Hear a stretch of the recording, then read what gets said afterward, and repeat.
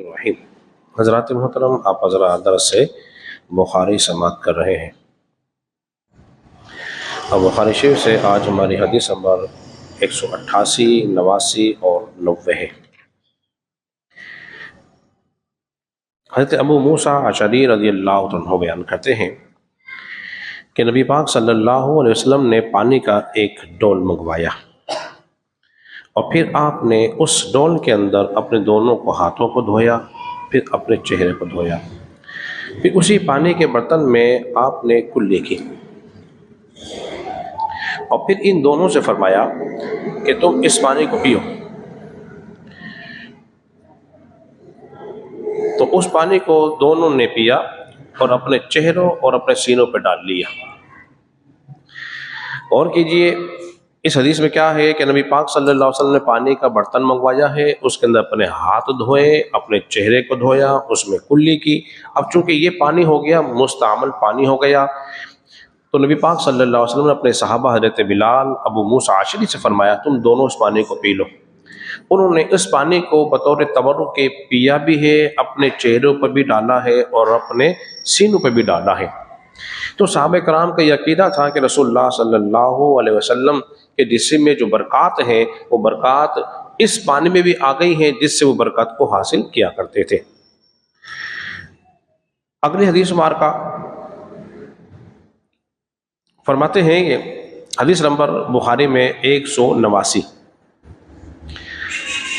حضرت محمود بن ربیع نے مجھے خبر دی، انہوں نے کہا کہ یہ وہی ہیں جن کے چہرے پر رسول اللہ صلی اللہ علیہ وسلم نے کنویں کے پانی سے کلی کی تھی، جبکہ اس وقت یہ 9 عمر تھے۔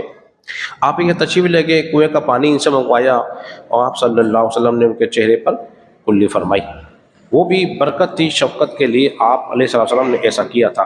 جبکہ آپ حضرات جانتے ہیں کہ صحابہ کرام رسول اللہ صلی اللہ علیہ وسلم کی بے حد زیادہ تعظیم کیا کرتے تھے، حتیٰ کہ وضو کا پانی حاصل کرنے کے لیے آپ ایسے دوڑتے تھے جیسے کوئی جھگڑا نہ کر جائے آپس کے اندر۔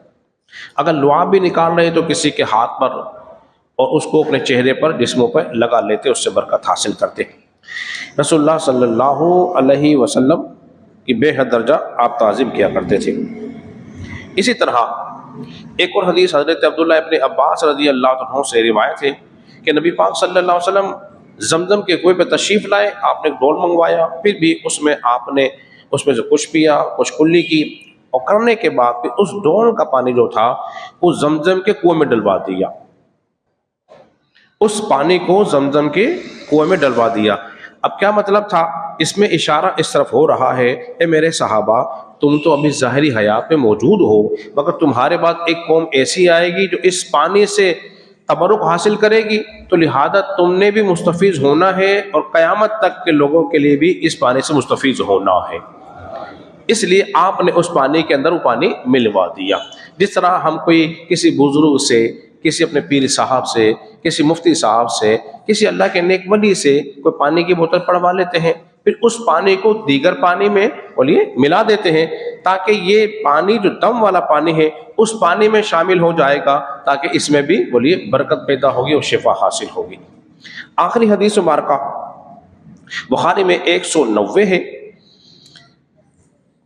حضرت سعید بن زید رضی اللہ عنہ بیان کرتے ہیں، فرماتے ہیں مجھے میری خالہ نبی پاک صلی اللہ علیہ وسلم کے پاس لے گئی، عرض کیا رسول اللہ صلی اللہ علیہ وسلم، میرا یہ بھانجا جو ہے اس کے سر میں درد ہی رہتا ہے۔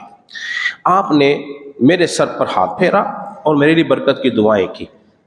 سبحان اللہ، کتنی خوش نصیبی کی بات ہے کہ جس کے سر پہ رسول اللہ ہاتھ پھیر دے اور جس کے لیے برکت کی دعا رسول اللہ فرما دے۔ آج تو ہم اپنے بچے کے سر پر ہاتھ کسی مسجد کے امام صاحب سے، کسی مفتی صاحب سے، کسی پیر صاحب سے، کسی بڑے بزرگ سے آپ پھرواتے ہیں۔ ان کا مطلب یہی ہوتا ہے یہ نیک ہیں، نیک اعمال کرنے والے ہیں، ان کے جسموں میں اللہ نے جو برکت رکھی ہے ہمارے بچے میں بھی وہ برکت بولیے آ جائے گی۔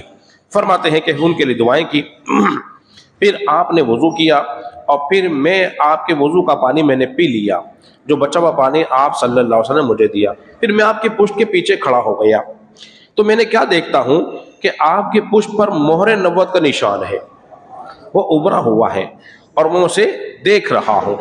قربان جائیے،